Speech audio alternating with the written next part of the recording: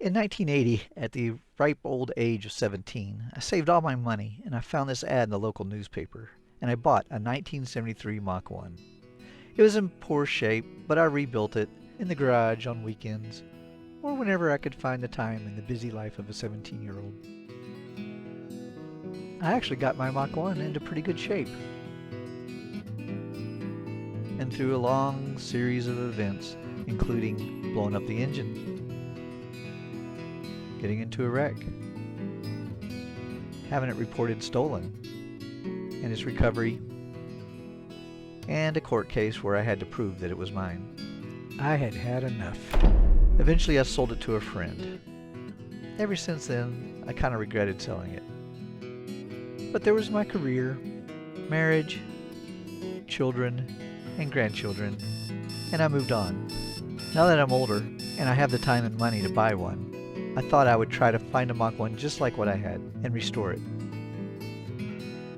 So this is my story of getting my Mach 1. I found one in Houston that was a good deal, and I jumped at the chance to go get it. As I waited for the early morning coffee to finish, I looked over my checklist of things I needed to get done prior to leaving. I got the truck packed and fueled. I got the trailer hooked up and checked out. I got to remember to pick up John. He's going to help me retrieve my Mach 1. I got the route planned out. I got the hotel reservations made. I got the contact seller information. And I got the money for the seller. Everything was in place to go retrieve my Mach 1.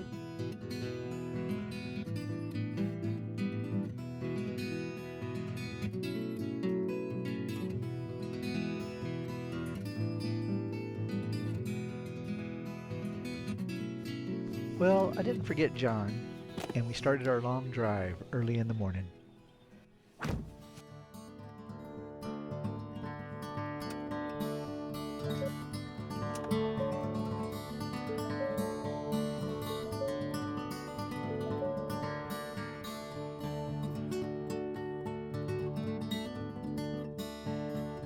You know, sometimes I forget just how big Texas really is.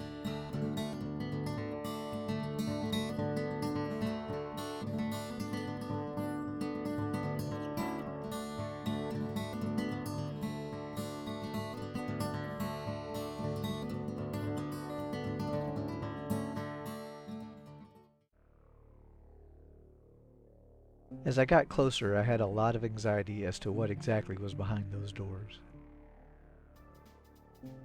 What condition was the car in? Was it drivable? How much work was I getting myself into?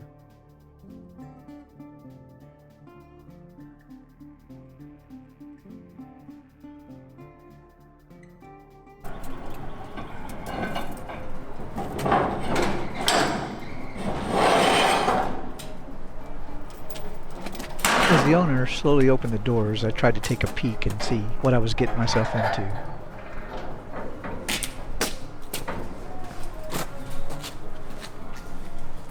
And my first thoughts were, oh boy, I've bitten off more than I can chew.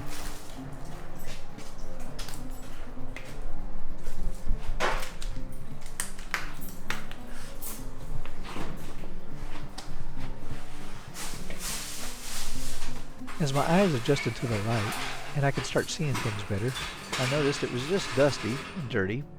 It had some parts removed, some surface rust here and there, but for the most part it was a solid car.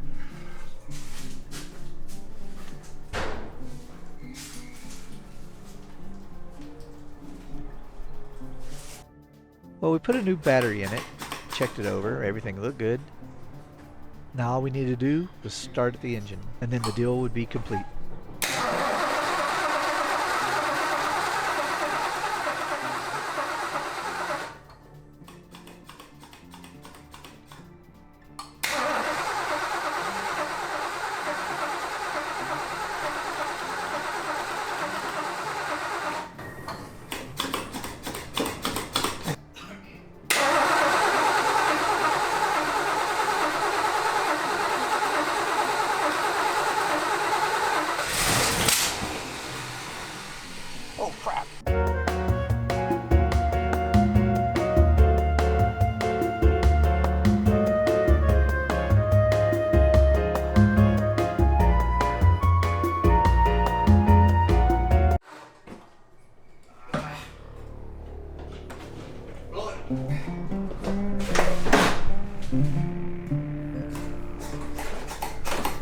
Then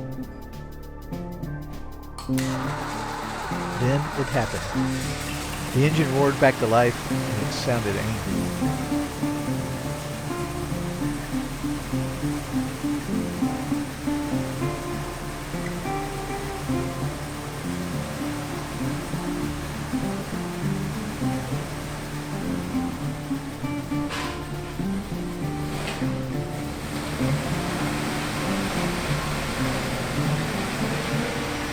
Couldn't be any happier watching the Mach 1 roll out onto its own highway.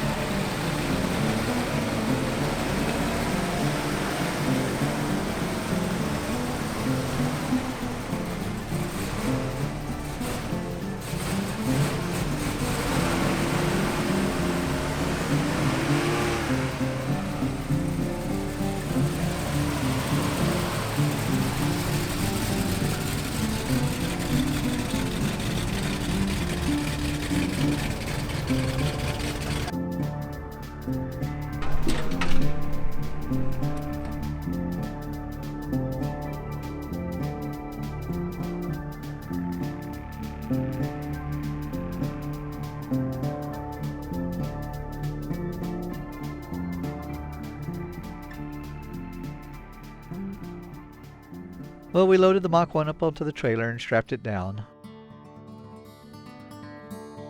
One final look over and made sure that all the straps and chains were in place.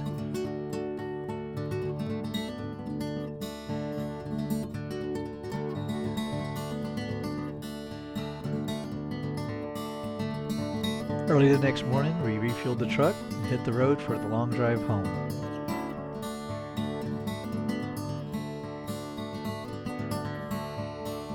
Did I mention how big Texas really is? We stopped to fill up the truck and I checked over my Mach 1 to make sure everything was still in place.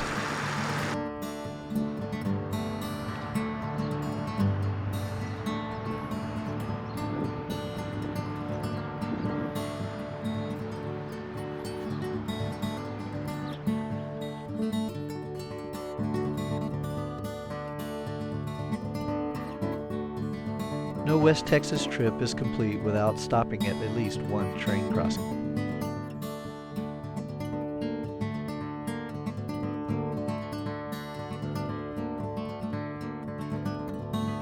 My Mach 1 is now in its new temporary home, and I couldn't be happier.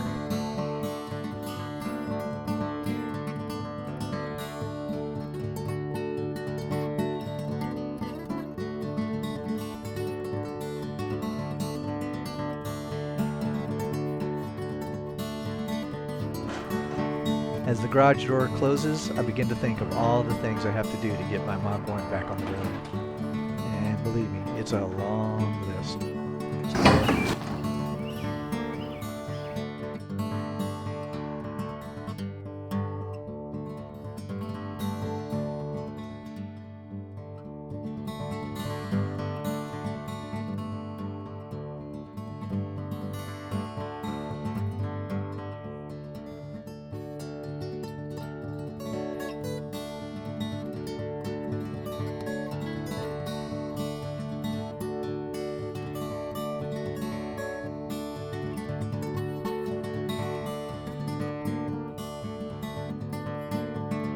So, what's my plan?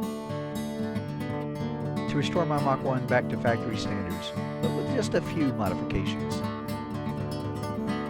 Stay tuned as I go through all the ups and downs of restoring my Mach